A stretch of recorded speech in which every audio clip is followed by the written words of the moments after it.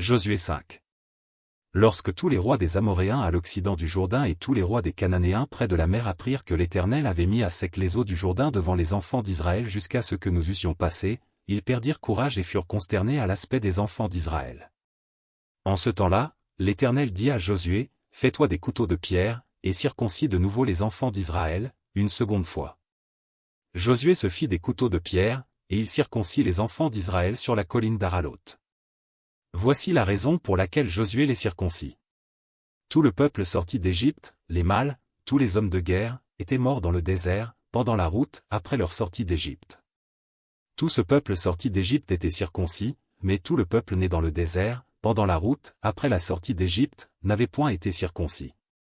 Car les enfants d'Israël avaient marché 40 ans dans le désert jusqu'à la destruction de toute la nation des hommes de guerre qui étaient sortis d'Égypte et qui n'avaient point écouté la voix de l'Éternel. L'Éternel leur jura de ne pas leur faire voir le pays qu'il avait juré à leur père de nous donner, pays où coule le lait et le miel. Ce sont leurs enfants qu'il établit à leur place, et Josué les circoncis, car ils étaient incirconcis, parce qu'on ne les avait point circoncis pendant la route. Lorsqu'on eut achevé de circoncire toute la nation, ils restèrent à leur place dans le camp jusqu'à leur guérison. L'Éternel dit à Josué, « Aujourd'hui, j'ai roulé de dessus vous l'opprobre de l'Égypte. » Et ce lieu fut appelé du nom de Gigal jusqu'à ce jour. Les enfants d'Israël campèrent à Gigal, et ils célébrèrent la Pâque le 14e jour du mois, sur le soir, dans les plaines de Jéricho. Ils mangèrent du blé du pays le lendemain de la Pâque, des pains sans levain et du grain rôti, ils en mangèrent ce même jour.